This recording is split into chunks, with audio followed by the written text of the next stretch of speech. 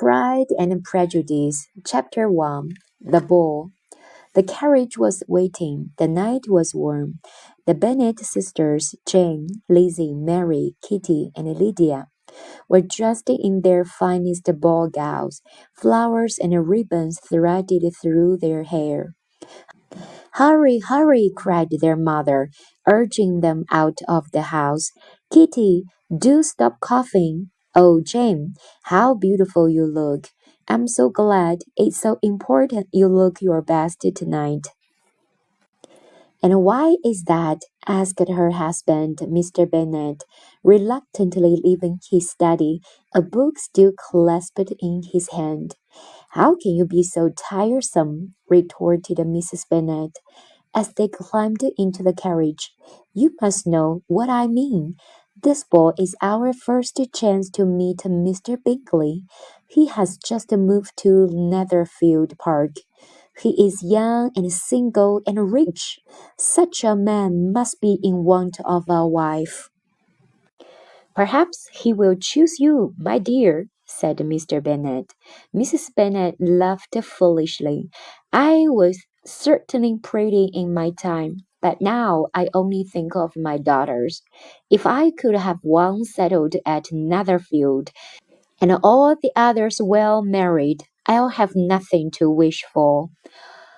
I can think he will want to dance with any of them, replied Mr. Bennet. They are all very silly girls, though Lizzie is slightly less silly than the rest of them. How can you say that about your own children? Cried Mrs. Bennet. Ooh, you enjoy teasing me. You never think of my poor nerves. On the contrary, I know them well. They are my oldest friends. You've talked about them for 20 years. Mrs. Bennet was about to protest when the carriage came to a halt. They had arrived at the ball. Music wafted out on the night air, and inside, the ballroom was alive with excitement and chatter. Candles flickered in their holders, while girls in white dresses danced with soldiers in scarlet coats. Then the doors opened to reveal a new arrival, Mr. Bingley of Netherfield Hall. He is so rich, breathed Mrs. Bennet, and so handsome. Look at his sisters, such elegant dresses. But have you heard? Cried her friend. Mrs. Lucas, Mr. Bingley has brought his friend, Mr. Darcy, owner of Pemberley House. He is even richer. You talk of riches, said Mary gravely, but a virtue is more important. Lydia had already left the group. Come on, Kitty, she cried. Let's go and flirt with the officers. Mr. Bingley's sisters look very proud and haughty, said Lizzie, observing them. They're not talking to anyone, Jane agreed, but perhaps they're just shy. Oh, Jane, that's so like you to think the best of everyone. What about Mr. Bingley? Do you think him handsome? Yes, sighed Jane, her eyes glowing. A moment later, Mr. Bingley came up to them. He smiled at Jane. She smiled back. He asked her to dance. From across the room, Mrs. Bennet looked on with great satisfaction. Mr. Darcy, on the other hand, danced once with Jane, and spent the rest of the evening walking around the room with his nose in the air and his mouth turned down in a sneer. Come on, Darcy, said Mr. Bingley, leaving Jane's side for a moment. I hate to see you standing by yourself in this stupid manner. Why don't you dance? Lizzie was at that moment without a dance partner, and was sitting on a bench at the side of the room, where she could overhear every word of Mr. Darcy's reply.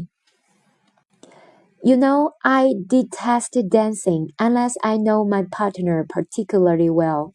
Besides, you are dancing with the only beautiful girl in the room. She is beautiful, you are right, but her sister's very pretty. Let me introduce you. Mr. Darcy glanced at Lizzie. Catching her eye, he instantly withdrew his own. She's passable, I suppose, but not pretty enough to tempt me, he said coldly. I will not dance with a girl who has been rejected by other gentlemen. Lizzie got up and walked away, allowing herself the pleasure of just one remark, which she made with her most enchanting smile. Sir, you are all that is polite. Leaving him swiftly, she went in search of her friend Charlotte Lucas, and eased her feelings by making a funny story of it. Poor Lizzie, comforted Charlotte, to be only just a passable. He has an excuse for being proud, perhaps. He has looks, an important family, and a fortune. Nonsense, snorted Mrs. Bennet, overhearing their conversation. I saw it all, and I think he's a most disagreeable man. Another time, Lizzie, I would not dance with him, even if he does ask you. I believe I can safely promise never to dance with Mr. Darcy, said Lizzie. As Lizzie enjoyed watching those around her, she did not suspect that she was being watched, and by Mr. Darcy. Having first dismissed her, Darcy was now struck by her lovely dark eyes, her liveliness and wit. Well, Mr. Darcy, whispered Bingley's sister Caroline in his ear, have you, like me, had enough? The noise? So vulgar. Jane Bennet is a sweet girl, but her family are really not our class, and their uncle is a shopkeeper. How low can you sink? You are quiet. What are you thinking of? I'm thinking, Darcy replied, what a fine pair of eyes I can see. Miss Bingley at once fixed her gaze on his face. Who do those eyes belong to? She murmured softly. His answer silenced her. Miss Elizabeth Bennet.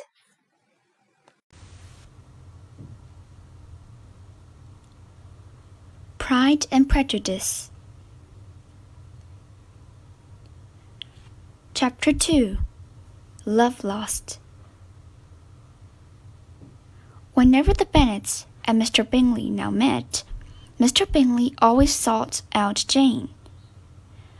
Lizzie could see that Jane was on her way to falling deeply in love with him.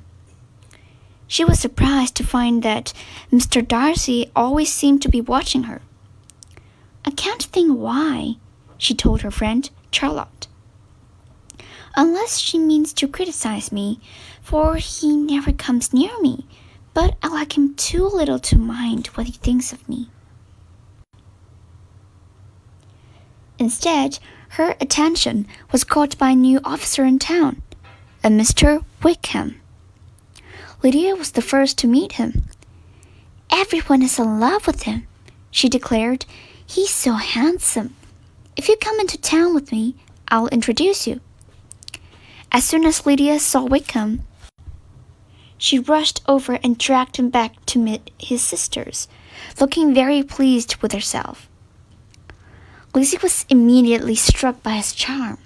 His manners were so easy and engaging after Mr. Darcy's cold formality. They fell behind the others and walked a little way together. Lydia says you often meet with the party at Netherfield, Wickham observed. Do you know Mr. Darcy well? As much as I ever wished to, said Lizzie. I have known him since I was a child. His father was the best of men and was very fond of me. When he died, he left me a job as a clergyman. But when the position came up, Mr. Darcy refused to give it to me. Lizzie gasped. This is shocking. I thought him to be a proud, disagreeable man, but not as bad as this. I think he must have been jealous of me, said Wickham. But the memory of his father means I wouldn't wish to tell people, and see Darcy disgraced in public. Lizzie thought how good it was of Mick Wickham to say so, and thought him all the handsomer he had said it. When they parted the company, her head was full of him. She could think of nothing but Mr. Wickham and what he had told her. At home, Mrs. Bennet could hardly contain her excitement. "Mr. Bingley is holding a ball," she told them. "It's for Jane, I'm sure of it." Lizzie planned to plan all the evening dancing with Mr. Wickham, but when they arrived, he was nowhere to be found. "I see how it is," she thought. "Mr. Darcy has made sure he isn't invited."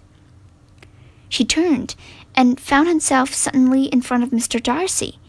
He asked her for the next dance, and took her so much by surprise that she agreed without knowing what she did.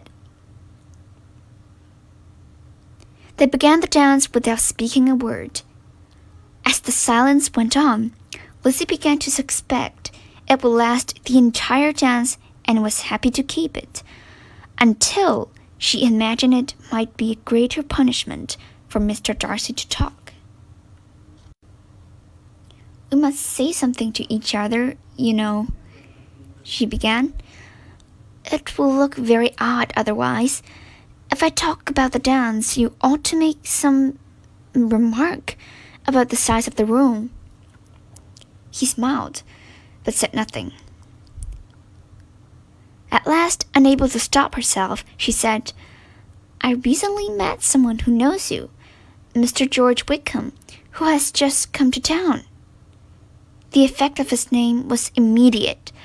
Mr. Darcy blushed and looked more haughty than ever. Finally, he said in a strange way, "Mr. Wickham has such happy manners. He makes friends wherever he goes.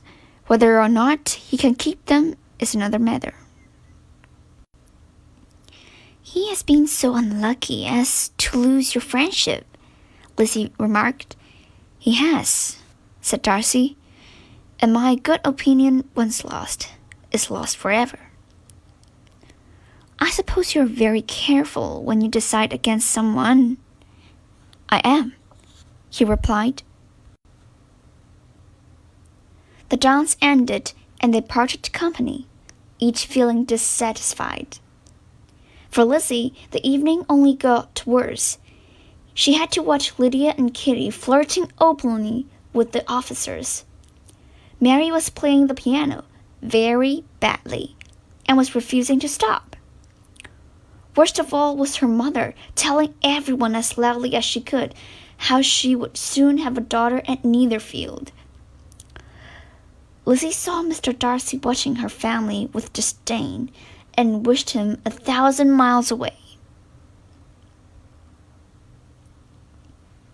The next morning, a letter arrived from Netherfield for Jane.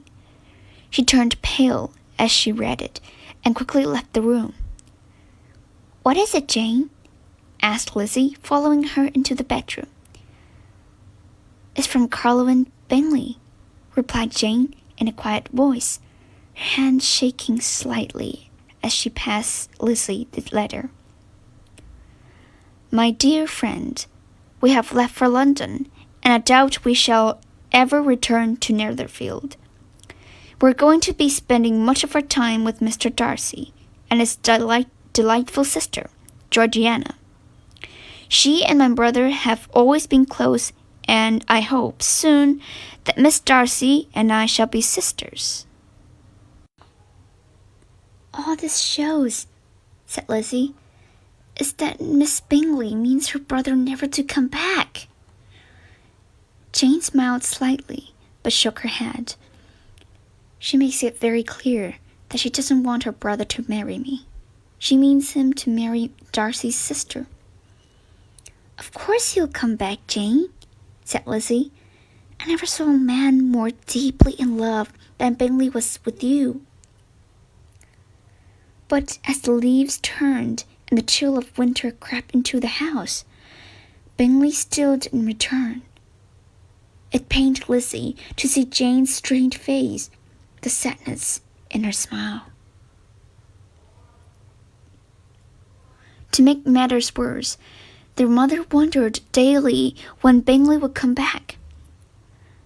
"I try to forget him," Jane told Lizzie, "and not to think of him.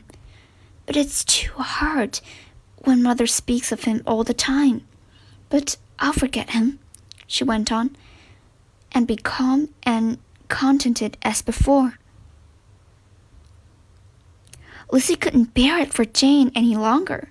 She wrote to the Gardiners, her aunt and her uncle in London, asking them to invite Jane to stay.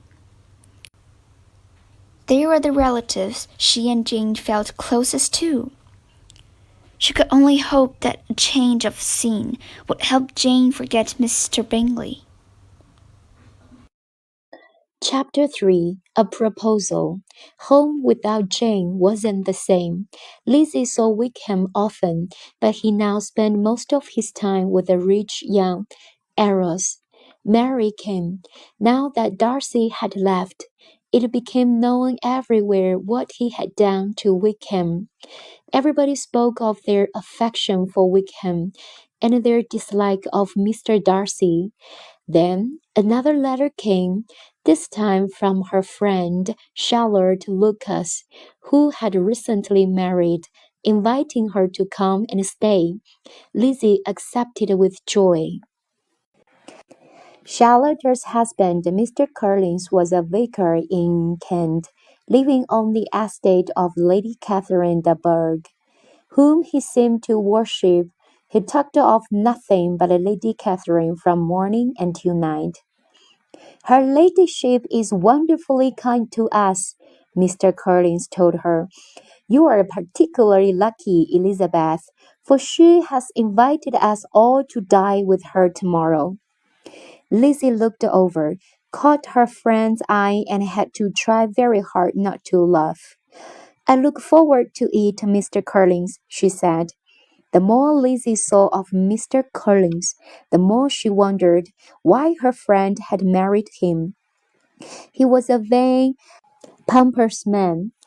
"I see you are surprised by my choice of husband," said Charlotte, even though Lizzie had tried to hide it. "But I was never romantic, you know.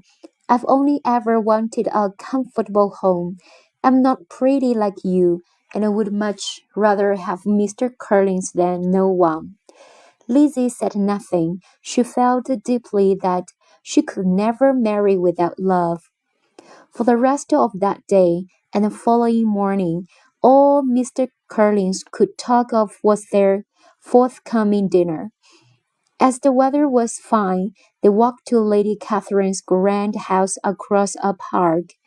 Servants ushered them into the drawing-room, and Lizzie gasped.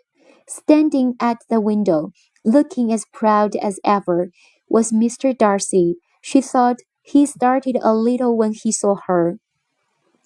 "I have my nephew staying with me," said Lady Catherine haughtily. "Mr. Darcy and Mr. Fitzwilliam." "We have met before," said Mr. Darcy briefly, bowing at Lizzie, but making no effort to come over and talk to her. Mr. Fitzwilliam, however, seemed delighted with Lizzie, and after dinner he drew her over to the piano, asking her to play as he turned the music. "You are trying to frighten me, Mr. Darcy," said Lizzie, as he came over to watch her. "I know you have high standards." "I can't believe you mean what you say," replied Darcy.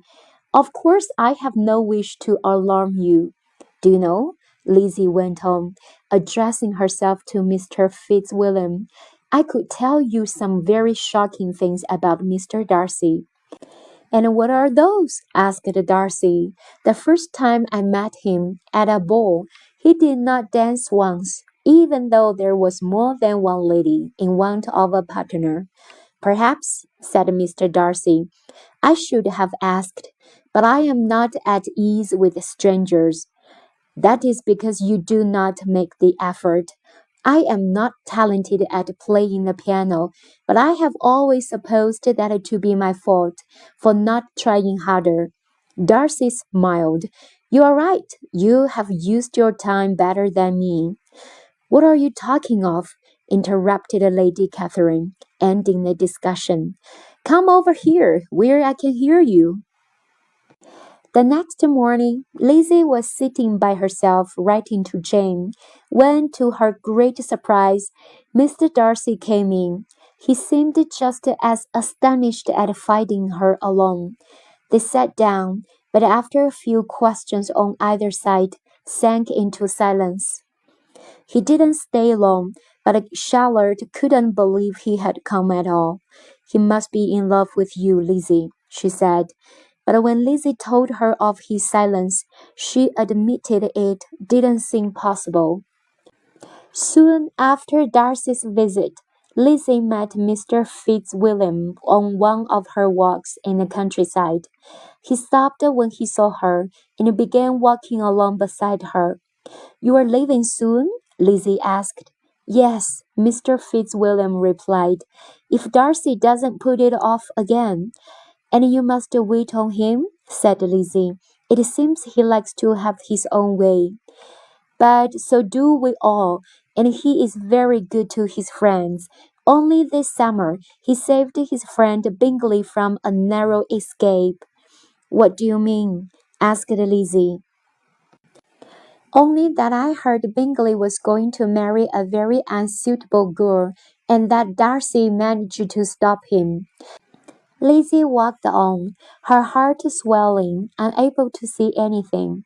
She got away as soon as she could and went straight to her room. So Darcy was the cause of all Jane's unhappiness, she thought. He was the reason Mr. Bingley had gone so suddenly. He had ruined every hope of happiness for her sister. The others left for tea with Lady Catherine, but Lizzie couldn't go, claiming instead that she felt unwell. She stayed in her room, rereading Jane's letters, her anger growing as she was reminded of Jane's unhappiness. The doorbell rang, and she went down to see who was calling. To her great amazement, Mr. Darcy was showing in. Hurriedly, he asked how she felt, then without a word began pacing up and down.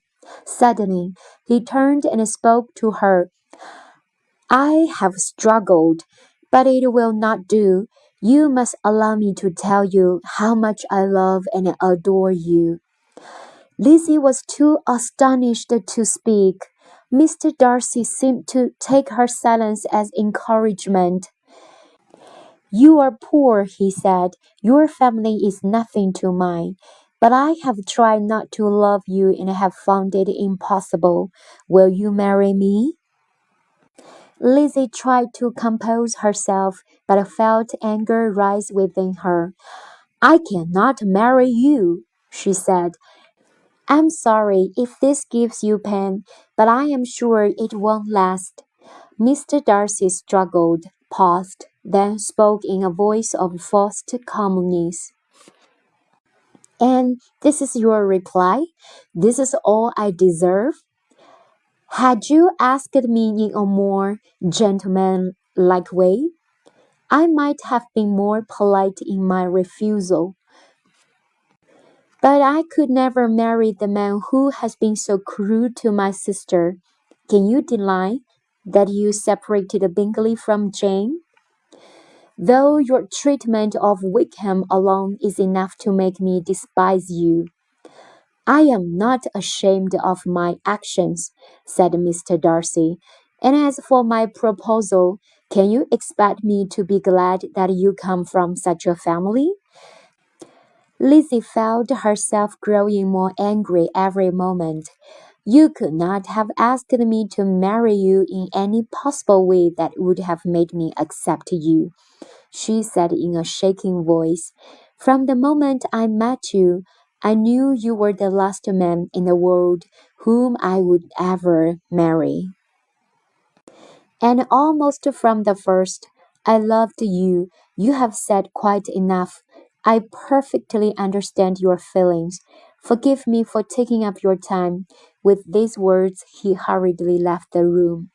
Lizzie felt weak, astonished that Mr. Darcy should be in love with her and for so long, that he wanted to marry her in spite of all the objections. But his pride, what he had done to Jane, to Wickham. Lizzie heard the sound of the carriage. She knew the others were returning, and fled back to her room. Chapter 4. The Letter. Lizzie went straight out after breakfast, trying to clear her head with fresh air. She hadn't gone far along her usual walk when she saw Mr. Darcy ahead of her. She turned away, but he called her name, came after her, and gave her a letter. "Will you read this for me?" he asked. Instinctively, she took it. Mr. Darcy gave a slight bow and walked away. Intrigued, Lizzie began to read. "Do not be ashamed, Miss Bennet. I am not going to repeat my offer of marriage. Yesterday you accused me of two things. I only want the chance to defend myself. It wasn't long before I realized Bingley was in love, but as I studied your sister, it did not seem to me that she loved him. And as I watched your family at the Netherfield ball, I became convinced that Bingley was about to become trapped in a marriage with an unsuitable family and a girl who did not love him. So I went with Bingley to London, where I told him that Jane did not return his affection. After that, it wasn't hard to persuade him never to return to Netherfield." How could he know Jane's true feelings? Thought Lizzie, still fuming, though her face burned with shame when she remembered how her family had behaved that night. With the shaking hands, she read on. "As for Mr. Wickham, he has not told you the whole truth. As for Mr. Wickham, he has not told you the whole truth. I offered him the job of clergyman, as my father requested in his will. Wickham turned it down. Instead, he asked for money to study law, which I gave him, but he frittered it away. Then, last summer, he tried to run away with my sister to force her to marry him, not because he loved her, but because he wanted her money. If your dislike of me makes you doubt me, do ask my cousin, Mr. Fitzwilliam. I will only add, God bless you, Darcy." Lizzie didn't see either Darcy or Fitzwilliam before they left. By the time she was making her own journey home, she felt she knew Darcy's letter by heart. How could she have been so wrong? She, who always prided herself on her insight. As her anger faded, she realized that Jane did hide her true feelings, even from those closest to her. She thought how she'd praised Wickham, being blinded by his charm. At least, she didn't have to face Wickham again. The officers had gone to Brighton. Lizzie was anxious to discover that Lydia had gone with them, in the company of one of her friends. "Call her back, Papa," she begged. "She will only become more giddy and foolish away from home. And how Lydia acts affects us all, how we are all judged." Mr. Bennet laughed. "Do you mean to say Lydia is frightening away husband for you and Jane? Don't make yourself uneasy, my love. Whenever you and Jane go, you will be respected and valued." Lizzie had to leave it at that. She was glad she had one thing to look forward to, a trip with her aunt and uncle, the Gardiners. We have decided to go to Derbyshire, her aunt wrote. Instantly, Lizzie thought of Pemberley, Mr. Darcy's home. But surely, she thought, I can go to Derbyshire without seeing him. The trip was delayed once, twice, until at last they set out, Lizzie longing to see new sights. Chapter 5. Pemberley. After a few weeks, they came to a town where Lizzie's aunt had spent her summers as a child. "We're not far from Pemberley," said Mrs. Gardiner. "I've heard it's a very impressive house. Don't you want to see it, Lizzie?" Lizzie thought of the embarrassment of seeing Darcy again, but the innkeeper where they were staying assured her that the family was away, so to Pemberley they went. They approached Pemberley through a large park. The driveway wound through woods, and then, at the top of a hill, Lizzie had her first view of the house. It stood on the opposite side of a valley, above a winding river and gently sloping banks. Lizzie was delighted. She had never seen a more beautiful spot. And to think I could have been mistress of all this.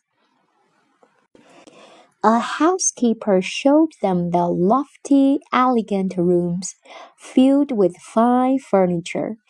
This place could have been my home, thought Lizzie in wonder. They passed a portrait of Mr. Darcy hanging above the stairs. "And this is your master?" asked Mrs. Gardiner. "Yes, and I know none so handsome," said the housekeeper proudly. "He's a good master. I haven't had a cross word from him in all my life." Lizzie longed to hear more. She turned back to look at the portrait smiling down at her. In that moment, she felt gentler towards him. She thought of his love for her and remembered its warmth rather than the way he expressed it. They walked out across the lawn, and to her astonishment, there he was, 20 yards in front of her. Their eyes met. They both blushed. He started, then came towards her. He spoke politely, and Lizzie listened, amazed at the change in him. He, too, seemed ill at ease. He asked her the same question twice, as if his thoughts were distracted. Then he recollected himself and asked to be introduced to her aunt and uncle, greeting them warmly. "I thought you weren't coming until tomorrow," said Lizzie, desperate to let him know she hadn't pursued him here. "We came early," he said. "My sister is here too, just arrived. Will you come inside? She is eager to meet you." His sister's eagerness, Lizzie thought, must depend on what Darcy had told her. Did he still love her then? After all she had said to him? Over the next few days, they saw each other frequently. Darcy invited them to dinner, and he and his sister made morning calls to the inn where they were staying. Mr. and Mrs. Gardiner watched and wondered. It was clear to them when they saw Darcy that he was very much in love, but they could not guess Lizzie's feelings. On the fourth day, a letter arrived from Jane. "Dearest Lizzie, we have just had bad news.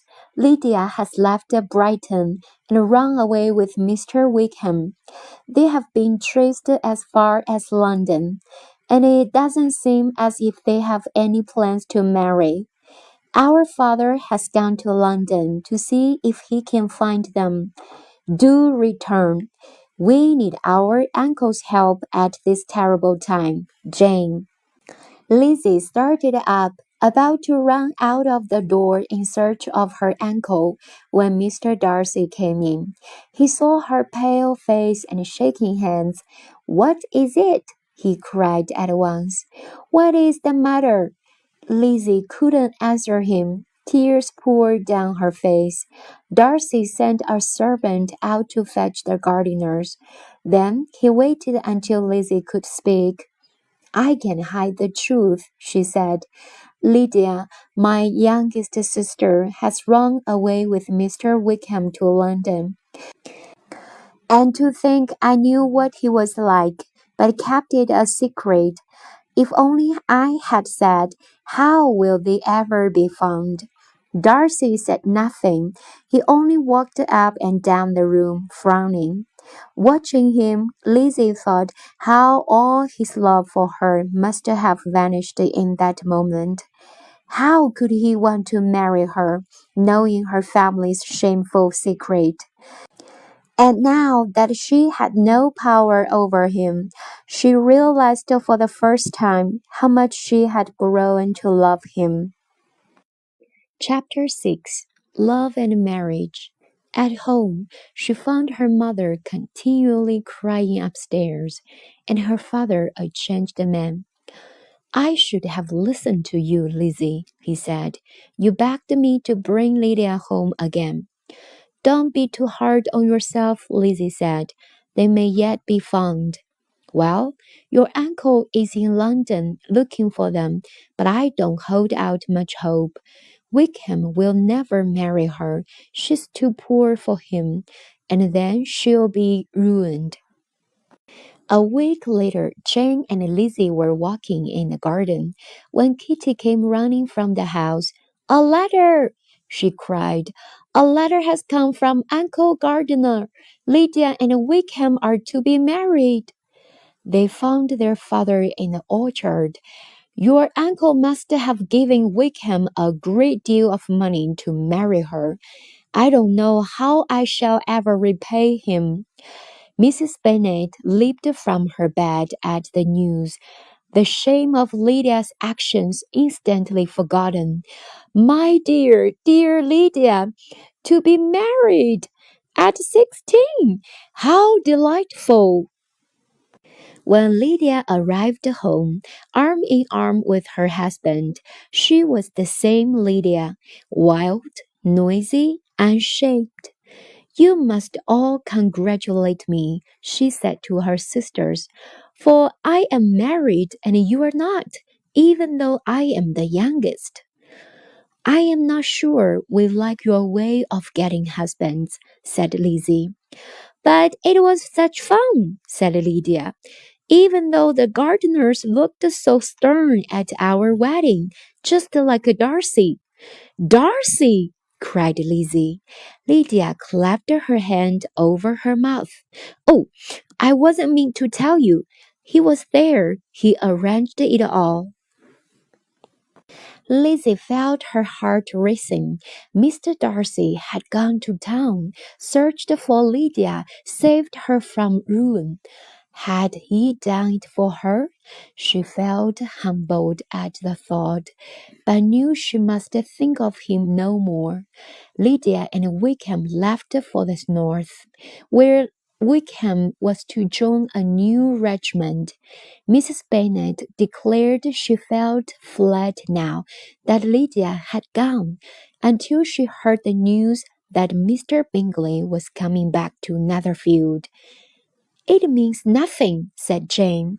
"I shall be able to meet him with perfect calmness." A few days later, he called. "Look!" cried Kitty, watching him from the window. "He's brought his friend with him. That tall, proud man none of us liked." Lizzie buried her head in her book. Jane looked a little paler than usual.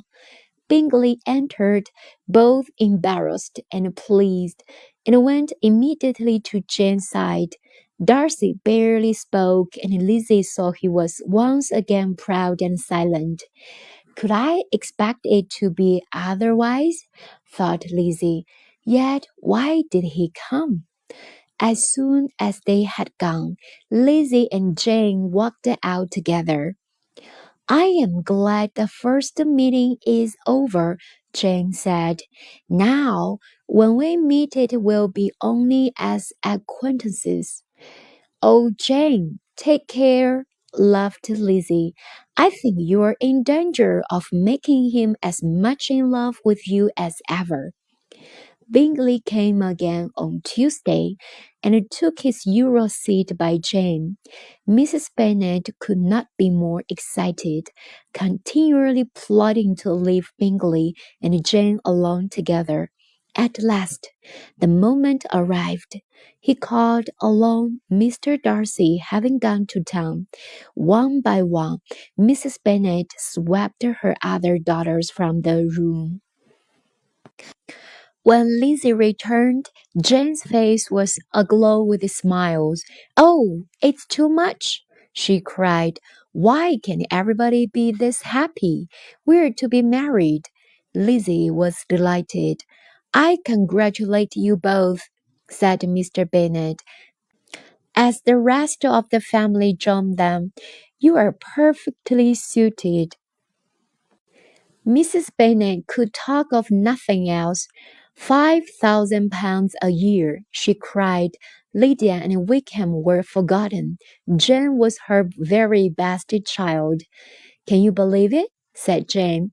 That night, when he went to town last year, he really loved me, and only the persuasion that I didn't love him kept him away.